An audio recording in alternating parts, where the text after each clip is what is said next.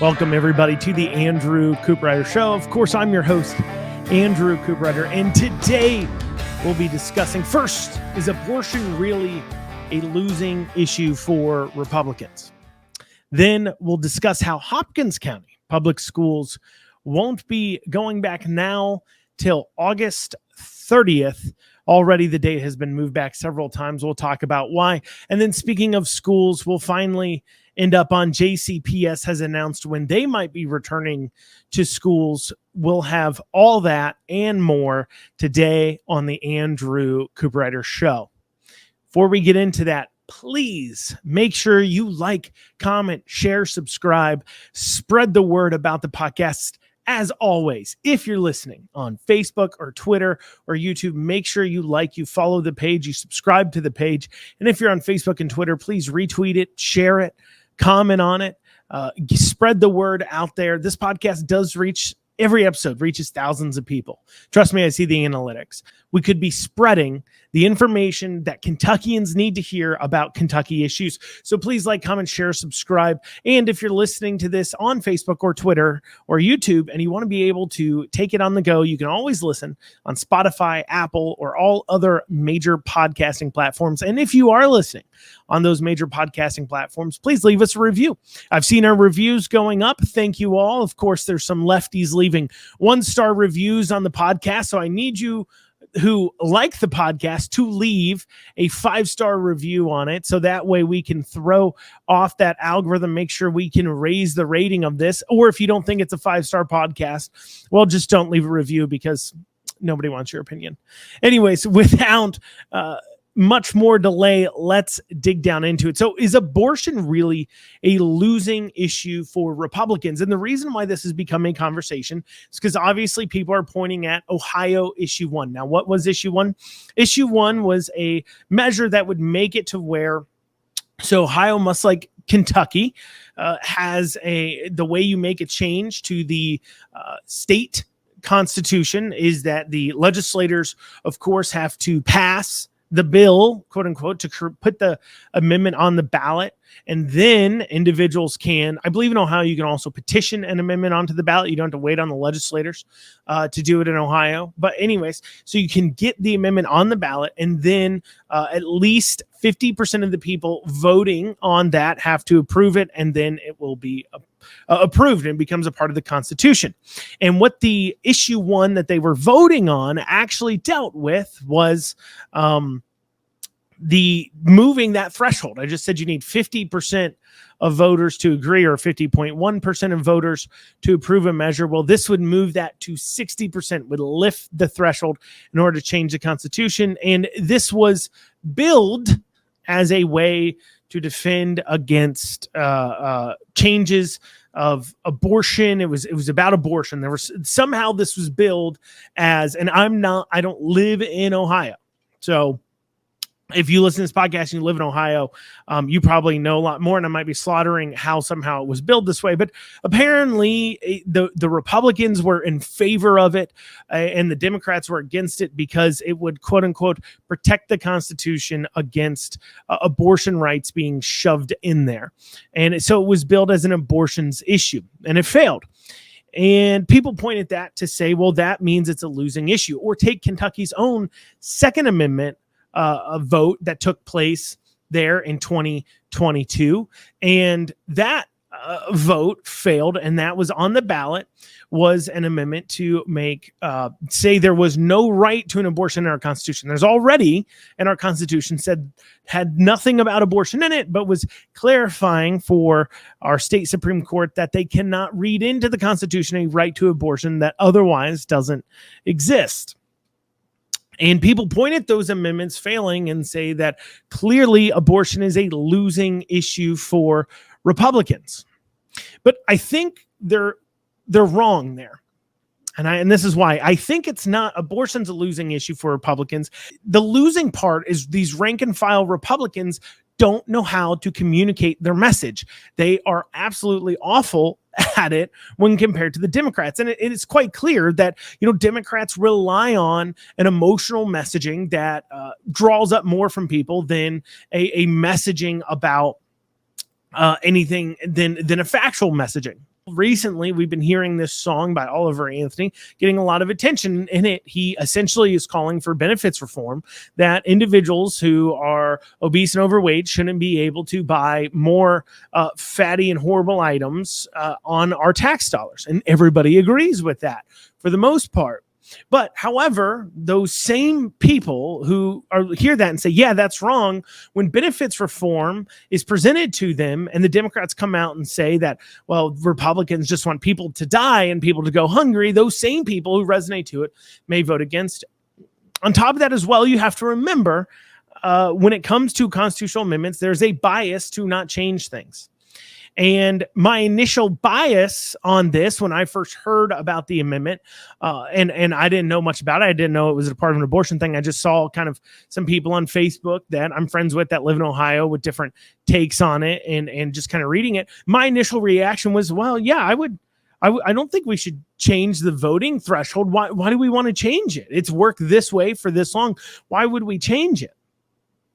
And then, you have the explanation, well, it's about abortion vote and everything else. And I don't know, it depends on how it was sold to me, if that would be enough to make me want to permanently change the Constitution based upon one issue. And I know some of you are like, what are you talking about? Let me give you an example of what happened here in Kentucky. So people want to talk about issue 2 failing in 2022, but or Amendment 2 failing in 2022, but they don't want to talk about Amendment 1 failing. And Amendment 1 was a amendment to essentially make it to where the governor couldn't just call a special session anymore, but legislators could call themselves into a special session if they felt they needed to pass laws on an emergency basis. It limited those amount of laws, while it also took away the need for a end date that they would be out of session, and instead they could vote every year on how late they want the session to run till. And there's a lot of reasons why I was not particularly for this. One of them being, and if you go back and listen to my podcast, you hear me detail some issues with it that were of concern. And one of them being, okay, you take away the date they got to be out. We essentially can make a full-time legislature. Right now, the legislature is required to be out at the end of March or midway through April, depending on if it's odd or even year or as such. And that would take that away.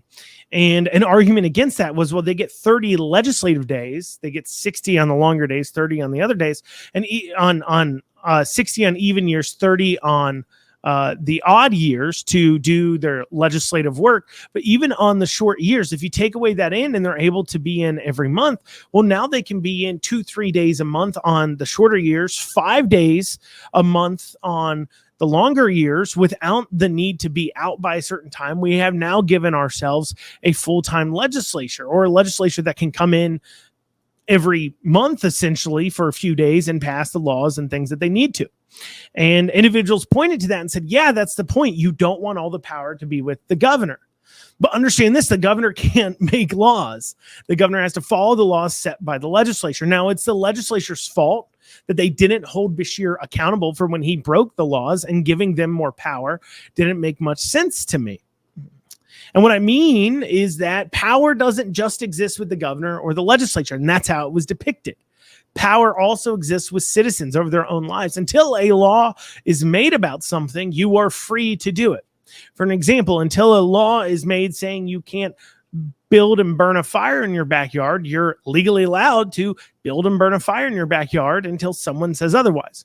And so the legislature calling itself into session to make more laws wouldn't just suck away power from the governor, quote unquote, power from the governor, though the governor themselves can't make more laws. It would also suck away freedoms and powers from the citizens. It would not be that check.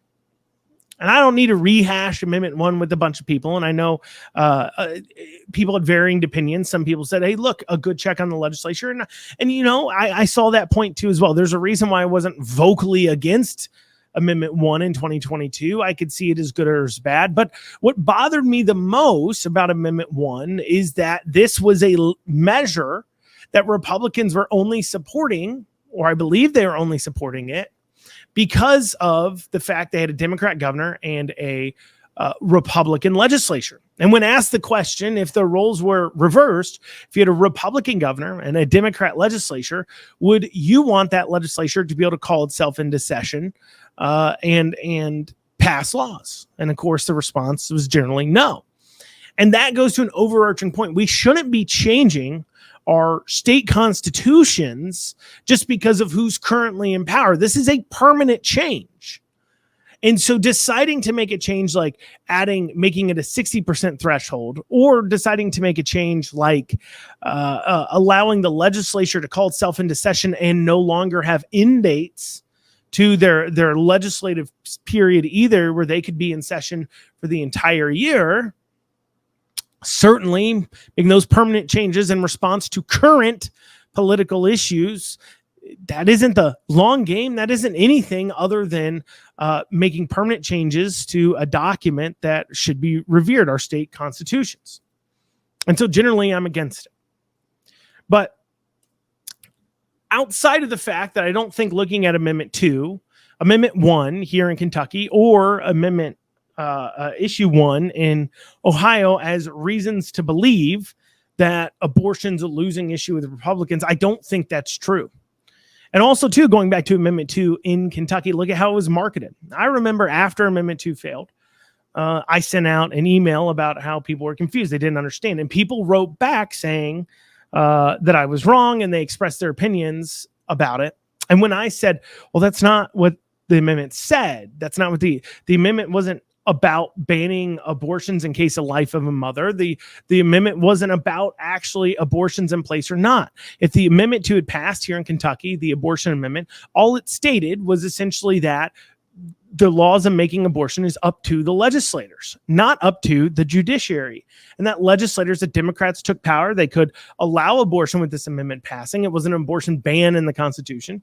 And if they felt a certain way on abortion, they could then push their legislature on passing those laws. It didn't make it at all where you couldn't ever have abortion again in Kentucky, but that's how, of course, it was sold by the Democrats, and that's why people voted that way.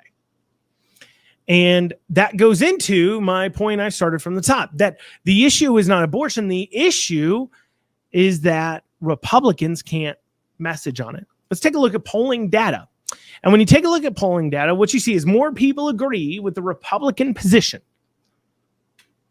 that abortion is wrong and generally speaking should only be used in case of life of the mother. That's what most Republicans believe, compared to the Democrat position that you should allow abortion up until the minute of birth, which is essentially their stated positions because they don't believe in any regulations on abortion. So why do Republicans keep losing on the issues if more people agree with them? I think there's a few things why. First, you have a large group of Republican politicians who don't actually care about this issue.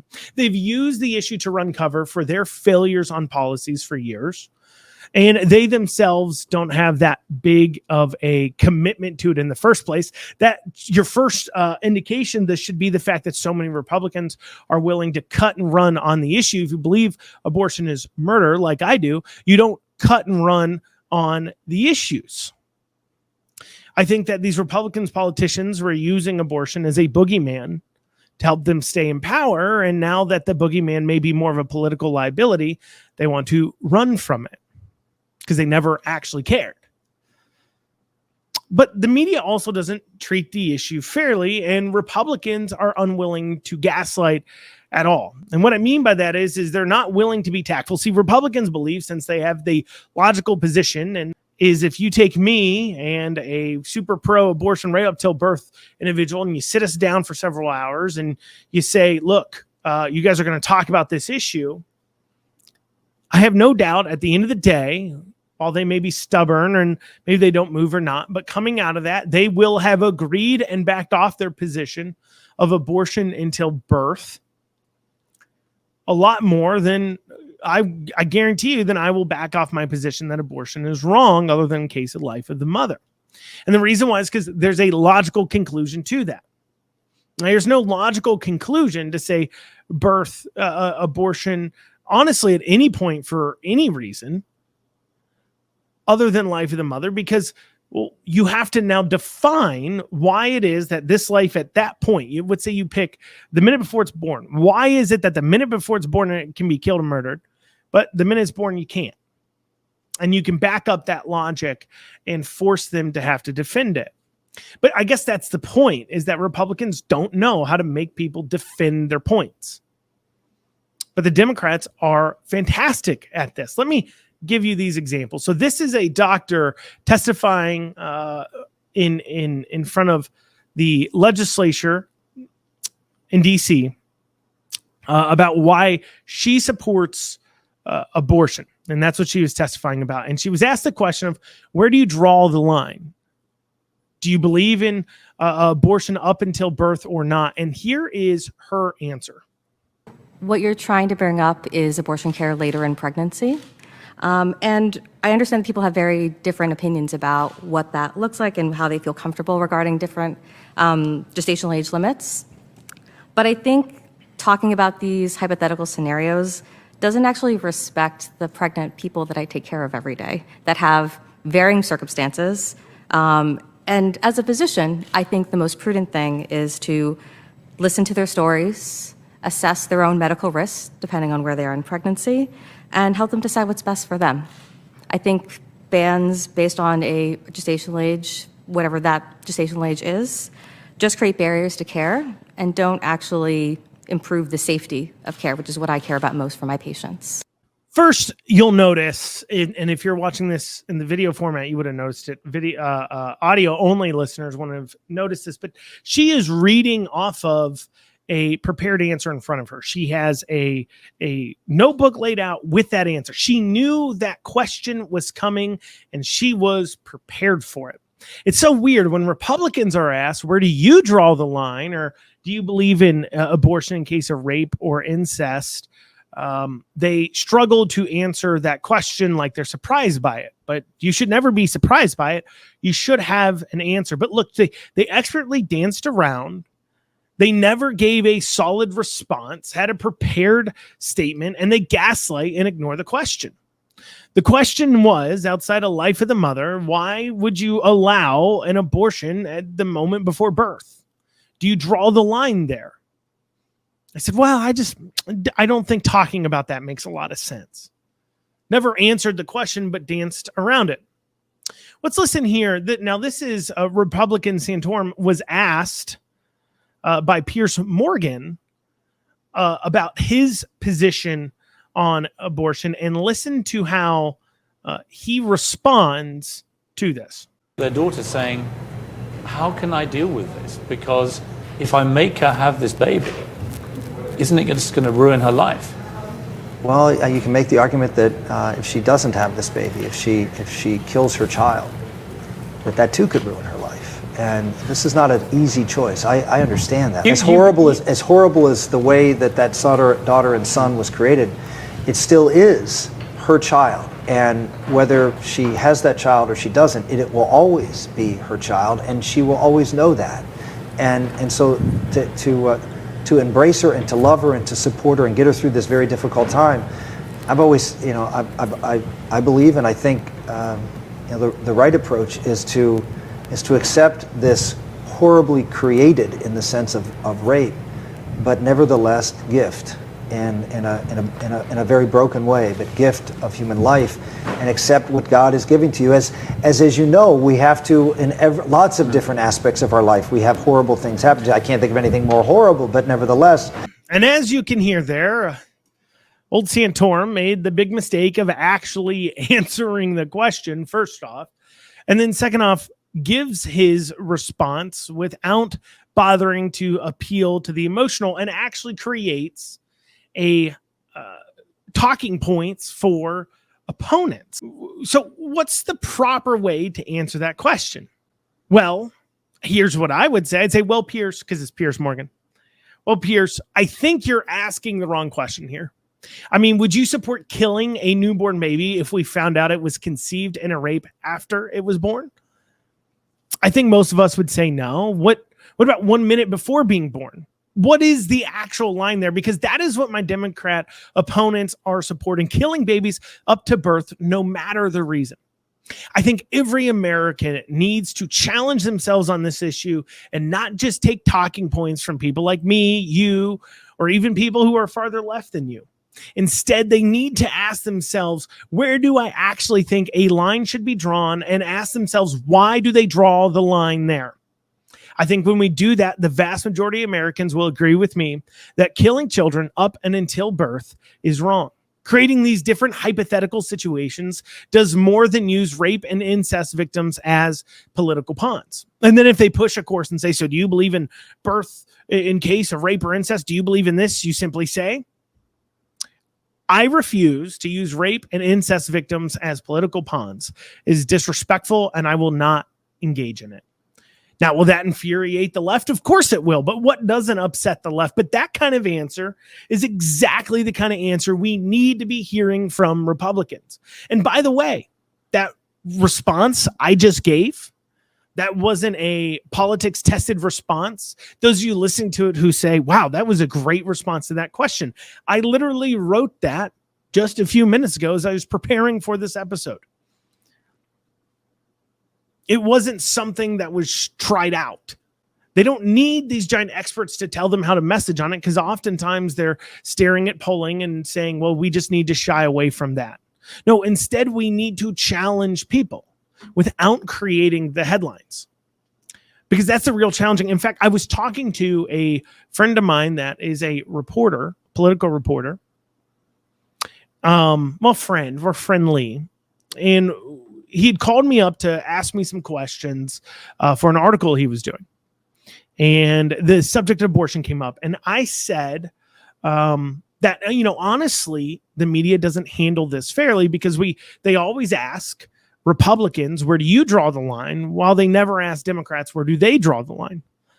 And this political reporter responded. And he's, he's definitely not a stalwart conservative. It wasn't like I was talking to a reporter for, a conservative newspaper. And he said, you know what? That's fair. That's fair. And I mean, really, that's what it comes down to, because that's the challenge, right? The Democrats grabbing rape and incest is them using an emotional issue to justify their otherwise horrific policies that would be unconscionable to the average human.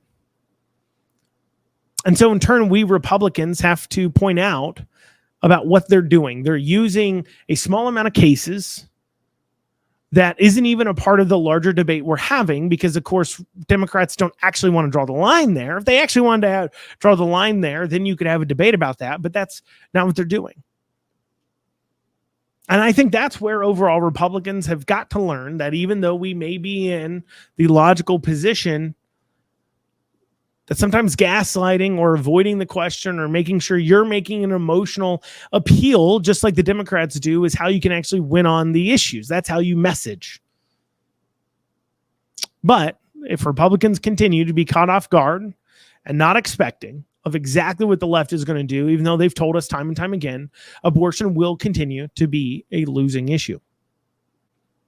Well, Hopkins County Public Schools, that's not Hopkinsville, that's Christian County, but Hopkins County Public Schools are not going back in until the 30th. We'll talk about why right after this. Listen up, my fellow business owners. You need to get your cybersecurity and IT support under control. Reach out to the folks at Amston today. Call 859-300-0087 or visit amston.com. It is no secret that cyber attacks have become a constant threat, and you need to make sure that your organization is protected. Amston has over 30 years of experience working with businesses and governments alike. Call 859-300-0087 or visit AmstonAMPSTUN.com today. 859 Print has local service and low prices. I personally have done tons of business with them, and I can tell you, whether it is getting things printed off, sending direct mail, making business cards, buying TV ad time, digital marketing, they can do it all. And as a special for listeners of this show, they're offering 10% off any and all print services using code RIDER2024. That is code RIDER 2024 for 10% off. Check out 859 Print. You'll be glad you did. All right, Hopkins County Public Schools. They kept moving back their start date. They are now moved back to the 30th. So originally they're supposed to go in August 7th to start schools, and now they've pushed back to August 30th. Why? Well, because they have a new elementary school that is being built, and surprise, surprise, it isn't finished yet. And so none of the schools can go back. So this construction project was being done by A&K Construction, and it was projected to be done much earlier. But they say due to weather, they've had to keep pushing it back. Originally, it was the 7th. They then, a few weeks ago, had to move it to the 30th because teachers hadn't started to even move in to the schools yet. Now, anyone who works in the construction industry can testify to this. Blaming the weather is a really, really convenient excuse in the construction industry. It is the go-to, in fact. And if you're a homeowner who's ever had to deal with remodeling or construction companies, they will blame the weather as if it's suddenly now a torrential year of massive rain. In fact, when we look at rainfall trends here in Kentucky, Bowling Green, as of early June, had seen a negative 1.17 inches of rainfall deficit compared to its average year. They're actually worried about drought conditions.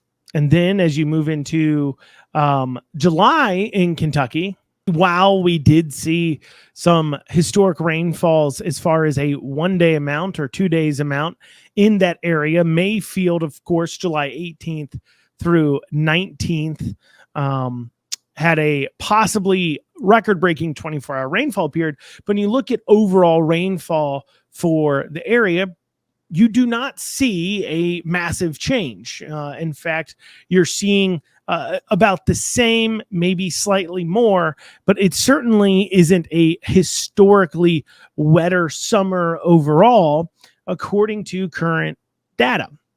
So, of course, blaming the weather is a go-to for a lot of these districts. But, of course, this also goes into poor planning.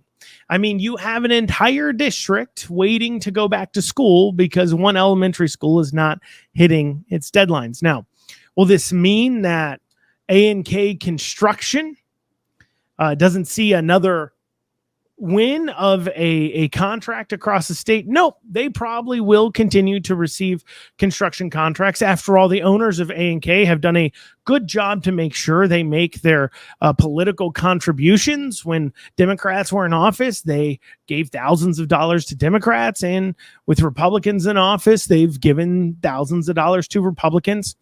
In fact, when you look at their contribution history, it is long and it is pretty large. As far as who they give money to. So no, they will probably continue to receive contracts, though this does deal with an overall trend we've been seeing in Kentucky when it comes to our public schools, and that is their desire to constantly increase their facilities.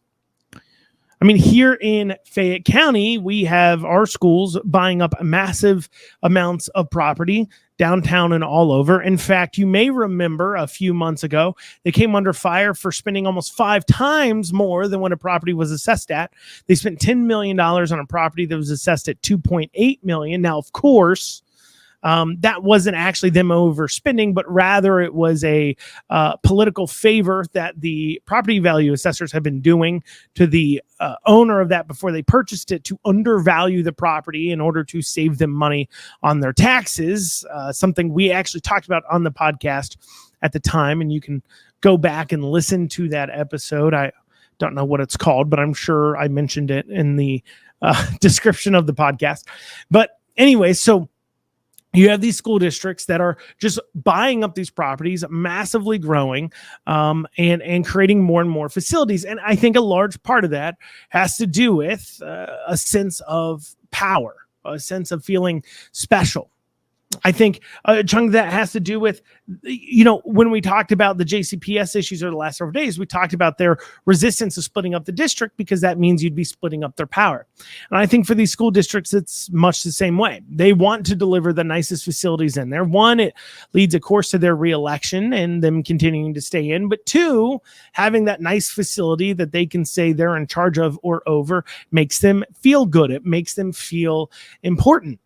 And this is a common trait we see from politicians all the time of constantly wanting to create more commissions, more committees, more laws, more buildings, more facilities, more area they have control over because it makes them feel better. Now, I'm not going to claim that this Hopkins County Elementary School that's holding everybody up wasn't needed. I don't know.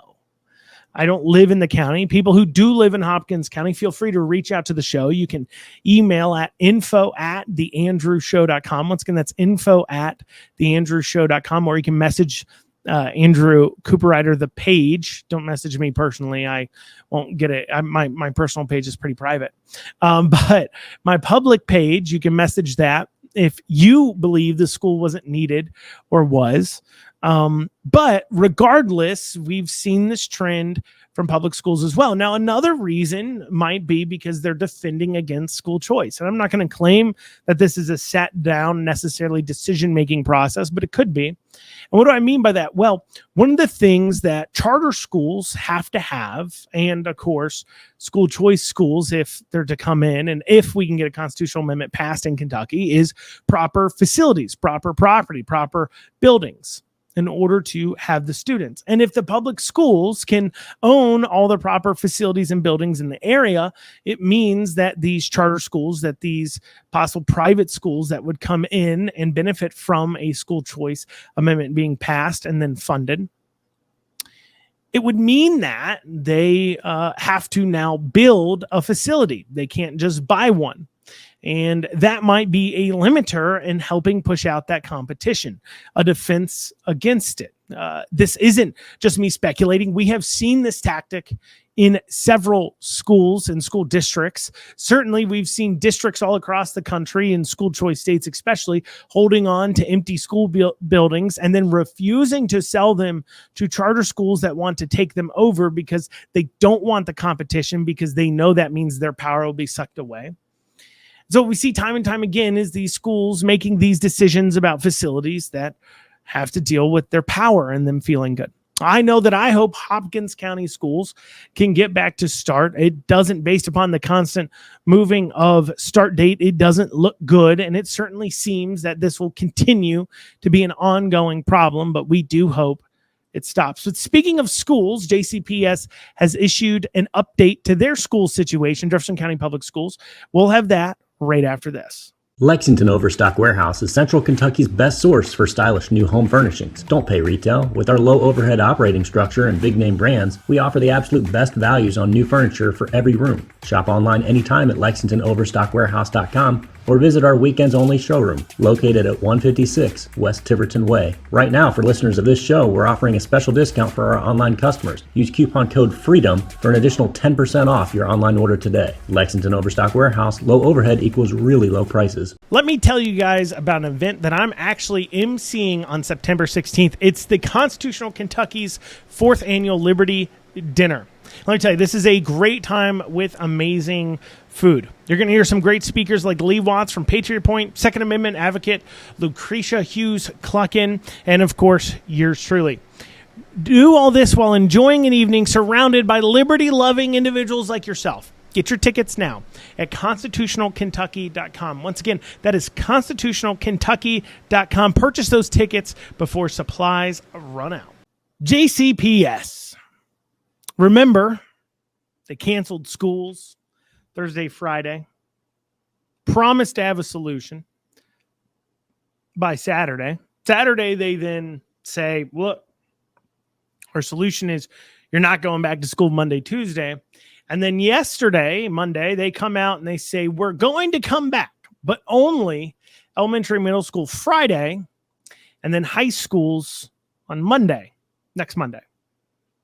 Now that sports betting is legal in Kentucky, can I legally gamble on the fact of whether or not high school will actually be brought back on Monday? Because I think good money would say that they're not coming back. That would be a bet I would certainly take. But let's reflect on the issues. Okay, let's go over this again so everybody understands the full story. So bus drivers start quitting last year because the schools care more about a 12-year-old being their true self and feeling reinforced in their identities, then they care about disciplining them and getting them to behave. So school bus drivers stop quitting because, well, they just can't handle it anymore. So they decide this year they're going to bring in new school start times, which only further complicates the forced busing scheme they already have going on. And they have all these different these start times, but just because two kids live next to each other doesn't mean they go to the same school. Two kids could live next to each other, but they then go to massively different schools that could have different start times. So the same bus picking them up doesn't make a lot of sense because they'll end up sitting somewhere on a bus for an amount of time, I guess. And so instead, you have buses driving over each other's routes, so on and so forth. And of course, this bus equiting scheme is just done to secure failing.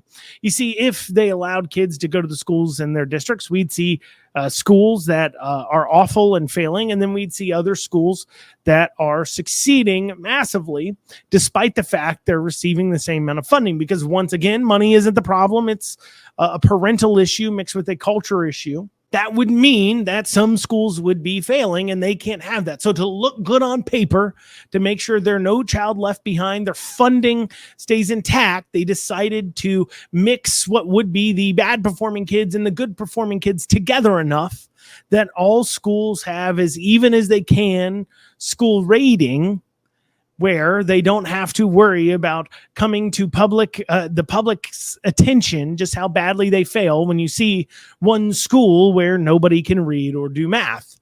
So instead, they split them up. Now, of course, this forced busing equity scheme, in order to maintain their funding, causes them to now have to use a new AI system to create routes to make the multiple start times, the shortage of bus drivers, and the fact that they force bus all across the city to work. And this new AI system comes up with these routes. They paid over $300K for it. And the routes it came up with, they never bothered to test it. They never bothered to run buses on. They never bothered to figure out whether or not it worked. And the result was, on the first day, kids not getting home till 10 p.m. So they shut down the schools now for 6 days, are trying to bring back elementary and middle this Friday. But don't worry, they're also going to offer an app. So you can track your kid's bus because, technology got us into this. Technology will get us out. Of course, that assumes your child, if you live in Jefferson County, will actually end up on the bus. So I guess tracking the bus doesn't matter that much. And of course, blame abounds because ideas have been floated. Break up the district. School choice, of course, as we talked about in the last segment. Firing the superintendent. Looking at how do we create a solution that doesn't involve this forced busing, looking at kids going to the schools closest to them so bus routes can be short and simple. But this doesn't work for JCPS, so instead, members of the community, JCPS, and their leftist allies have come to their aid by throwing out all kinds of different defenses. In fact, just take a look at this opinion article from the Courier-Journal. It's titled, "Kentucky Legislature Must Take Responsibility for Their Part in the JCPS Bus Debacle." Now, if you're like me, you're asking, well, last I checked, the legislature doesn't drive the buses. The legislature didn't make the decisions on the routes. The legislature really doesn't do much at all. Of course, another claim was that these rural legislators are trying to control the district, ignoring the fact that the open letter that I covered on Monday that was from the legislators was signed by legislators who represent Louisville, not rural legislators. But anyways, the claim is that somehow it is the legislature's fault because they don't give them enough money. Ignoring the fact that Jefferson County Public Schools right now spends $19,000 a year per student, there is somehow a belief that if we just gave them more money, they could get the busing figured out. Question is $19,000 not enough to get it done? All other school districts seem to, while they've struggled with bus drivers, be able to get it done. But the main point of the article is this. is that the legislature has shirked their transportation funding responsibilities since 2005. So the author of the article points out that in 2005, a law was passed to say that the legislature should fund 100% of busing costs. And then he goes on to say that, hey, the legislature is not following the law illegally, has not been funding buses 100% like they're legally supposed to. That is from the article. They are legally supposed to. Now, of course, that is nonsensical. What do I mean by that? Legislators don't have to follow the law as they make new laws. This is what makes me laugh when people claim that we just need to pass a law to get legislators to not do this or that while they're making laws. That doesn't make any sense. If you want to control what the legislature does, you have to pass a constitutional amendment. Because simply put, when legislators make a law or their funding budget, which is a law that is passed, they can write in there, and we're just going to ignore this law. And they can do that because they made the law in the first place. The only thing you have to follow when making laws, once again, is the state constitution. So first, his argument is nonsensical. But what are the facts here? Well, the facts is that it's not that they haven't been funding the schools. What they haven't been doing is earmarking their increased funding specifically for busing. What they've been doing is just giving large pots of money to the schools to spend as they wish. We hear this when they chant that teachers need a raise. And the response from the legislature is, we gave the schools more money. It's up to them to decide what they do with it. If you want to raise, go talk to your school board. We just gave them thousands upon millions of dollars more in funding. They could afford to give you a raise if they choose to do that and spend the money on. But however, that isn't what the schools have decided to spend their money on. Instead, they spend it on things like new school construction that doesn't get done, or new fancy routing apps that don't get it handled, or a $75,000 raise to the county's superintendent like JCPS has done. But also there's a giant hole in this argument that it's the legislators' fault because they haven't been funding enough since 2005. Well, how have you been getting it done since then? You didn't start to fail this badly till this year. Now, I'm no mathematician. Obviously, if you listen to this show, you know I've gotten my math wrong from time to time. But it's been about, 18 years since then. And yet, they just managed to fail this year. And also, how have the other schools got this done and they haven't brought this up? I mean, they haven't messed up this badly, despite supposedly being in the same boat. And once again, that argument ignores the fact that JCPS is already spending $19,000 per student. How much do they need? I mean, I ask you, will JCPS say a number? What do you need per student in order to make sure that they get to school and get educated? Next time you hear a leftist or a Democrat arguing that the schools need more money, ask how much. Ask what is the number in order to make sure kids go to school, they learn to read, they learn to write, they learn how to do math, and then they get home. What is the number you need to make that happen? They don't know. Because they don't know the number. All they know is they need more.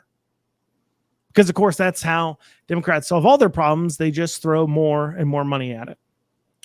Well, y'all, that's what we have time for today on the Andrew Cooperrider Show. Thank you all so much for joining us. We'll see you back here tomorrow at 1 o'clock. Have a great rest of your day.